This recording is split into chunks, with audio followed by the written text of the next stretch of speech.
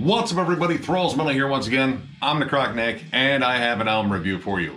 So another one that was a pretty big release this week, and I definitely wanted to check out because I've been a long time fan of the band, was the newest offering from Amon Amarth, the Great Heathen Army. This also comes out on the 5th of August on Metal Blade Records. This band formed in 1992 in Stockholm, Sweden. This is their 12th album overall, and this is like the Viking band I think every metalhead knows. Like, they're pretty much everywhere. Their live shows are fucking incredible. I can't wait to actually see them on this recent tour with Carcass and Obituary and Casualty Cap. That looks like a lot of fucking fun. And if you like Viking themed anything, there's a damn good chance you probably like some songs by these guys. These guys have a very anthemic driven style of like melodic death metal meets traditional heavy metal meets like folky metal too. It's kind of like what Bolt Thrower is to War, or like Blind Guardian is to Tolkien, or like Five Finger Death Punch is to sucking dick or something. Amon Amarth is that to Vikings. They always have that theme. There's a lot of like stories about, like Norse mythology. It's always been kind of the draw for this band, that and the very, again, anthemic quality of the band. And honestly, I kind of went into this one maybe with some lowered expectations. I was not the biggest fan of the Berserker. I thought that album was just kind of lackluster. Like, that was literally the sound of a band going through the motions, like, all right, let's just check off every box and get this done with. And the album before that, Yam's Viking, I thought was really good. It actually had a really cool narrative to it. The story was fucking bleak and, well, I mean, very Viking-y. That's not a word, but for the sake of this review, it is Viking-y. But this band has been very consistent in their sound. They're very mid-tempo, very driving, and again, that anthemic quality. This is good music to raid and pillage to. But again, my expectations might have been a little bit lower after the last one, so going into this one, I was kind of hesitant, and that is why this is the third review this week instead of, the first two. But honestly, this album kind of surprised me, like, not in a, oh my god, they really wrote something different this time because this is an Amon Amarth album, but it actually kind of surprised me with, the energy behind it. There's a little bit more heft to this one this time. The opening two tracks, Get in the Ring and the title track, I mean, honestly, like, it has that anthemic quality, but at the same time, they feel heavier. They feel a little bit more powerful, like more robust. Like, this isn't, trying to get like sing-songy and too anthemic at the choruses or anything. It's trying to sound more like threatening and imposing. Get in the Ring has a nice like deep tremolo riff that sort of carries the song in this like double time, again, like very Bolt Thrower like pattern. And it just has like an energy to it. Like, it's just a nice solid opener. Like, it's very similar to like with Odin by Our Side, like how that opens up. I mean, that's a pretty good example of an Amon Amarth opener. You got to set the pace, and the pace is mid-tempo with some good stomps to it. And honestly, I kind of like the production here, which was Andy Sneap that did it, and it doesn't sound like he just had the same settings dialed in that he has for like every band. Like, this sounds a little bit more full and rich. Like, he actually kind of beefed up the bass a little bit on here. But even lyrically, like, you kind of get, all the Viking stuff, of course, because that is Amon Amarth, but it feels more sinister. Like, the title track, when he starts chanting the Great Heathen Army, it doesn't sound like a rallying cry as much as it says, we're coming to fuck you up. And if you've been listening to Amon Amarth long enough, you know that Johan Hegg's fucking vocals are powerful. He has giant roars. There's some good screams on here. Spoken word, which is kind of hit or miss, but it's the overall delivery he has. It's very powerful. Like, he commands the stage with his fucking voice, if you've ever seen him live. And honestly, I think he turns in one hell of a vocal performance on here. There's some more like throaty kind of almost singing on here, but it's sort of blended with the growls. Overall, I feel like, his delivery is about empowerment and a rallying cry. Like, this is the voice who will follow into battle because battle is their fucking thing. But really, the guitars are really driving these songs. Like, the guitars have always been really solid in Amon Amarth, but I feel like they stand out a little bit more on here. Like, they feel a bit more chunky and out front. And I think there's more going on in the guitar work overall. Like, they're kind of going through maybe the back catalog of their influences, because you get some flat out heavy songs that are more akin to like straight up melodic death metal or even like death metal. Odin Owns You All, which it sounds like he fucking does in this one, is one of the heaviest tracks I think they have written in recent years. Like, this is on the same level as Destroyer of the Universe off of Surtur Rising, which honestly still one of my favorite ones. There's intense galloping triplet chugs. It has a much faster rhythm. Like, it almost breaks into like blast beat territory, but you know, Amon Amarth's not like big on blast beats. They're more about the groove, but it's kind of nice to actually hear that sort of like spike in the energy in the album, because a lot of Amon Amarth stuff is very mid-tempo. Like, you can kind of follow that, you know, just double time rhythm throughout an entire album, and hearing a nice, almost thrashy anthem on there with a good hooky chorus in terms of like just a heavier song actually is kind of refreshing. And honestly, I really wasn't expecting that, again, because Berserker was okay-ish. And another giant aspect of their sound overall that I think is really done well here is trad metal. There's a lot more pronounced trad metal on here, just in terms of like lead melodies and harmonies, even some scorching leads on Saxons and Vikings, which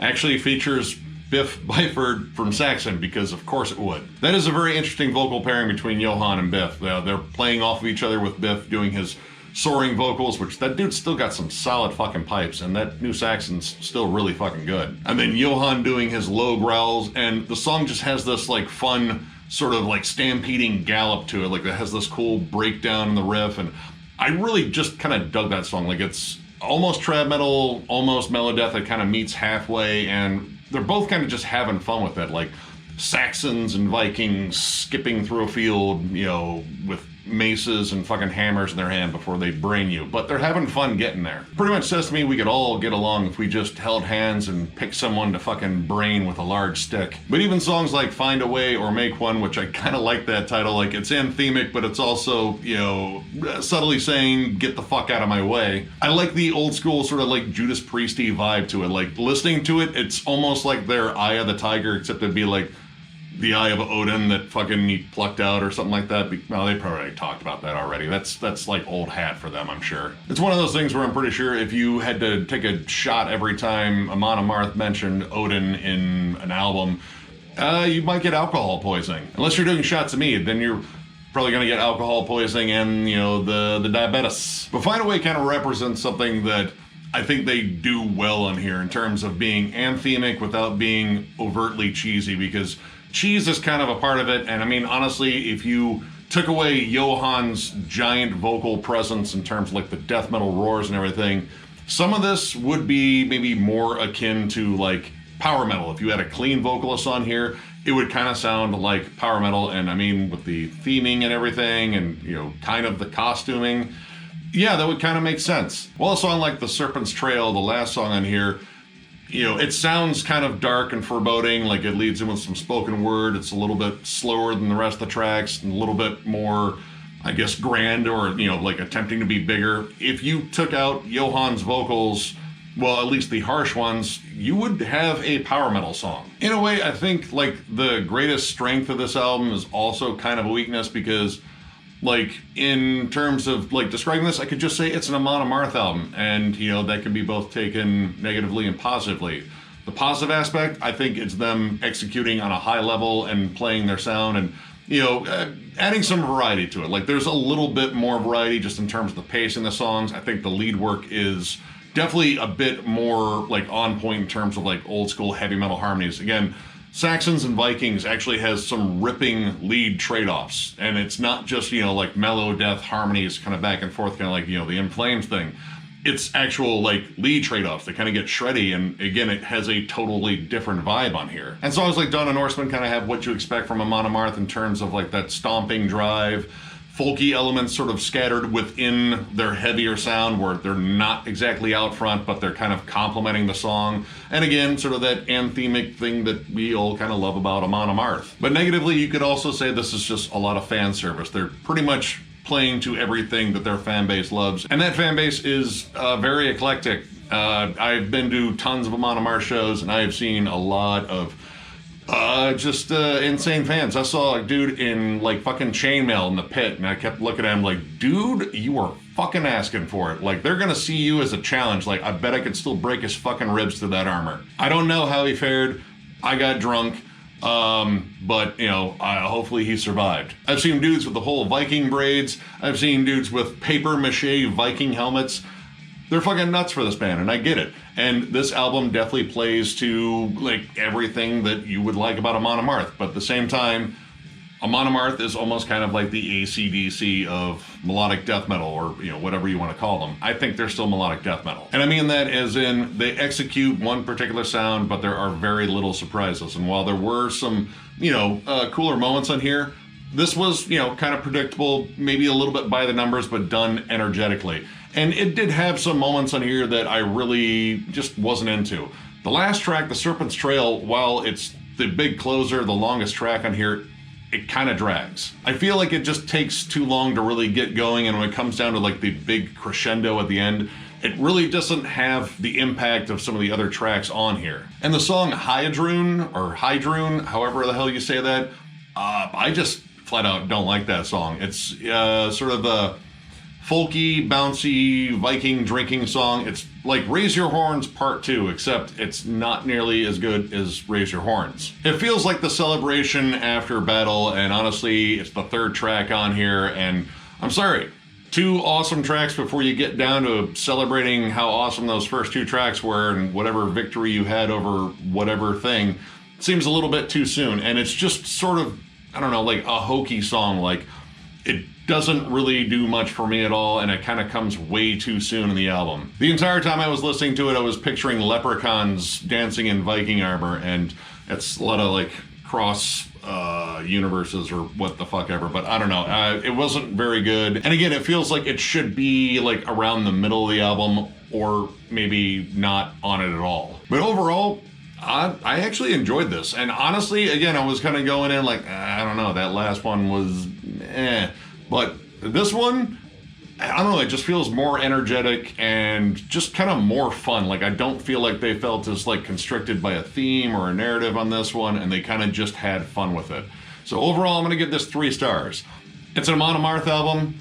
If you've listened to Amon Amarth before, there are pretty much no surprises. But if you like Amon Amarth and what all they do, I think they're doing it at a pretty high level here. I think the lead work on here is kind of a big standout in terms of harmonies. There's a lot more of that trad metal vibe to them. And there's some like legit really fucking heavy songs for people that, were looking for more of that like, melodeath sound, or even, again, kind of a bit of bolt thrower on here. It's not a particularly bulky or long listen either. Like, it's very compact. It has very straight to the point songs. The riffs are really solid on here.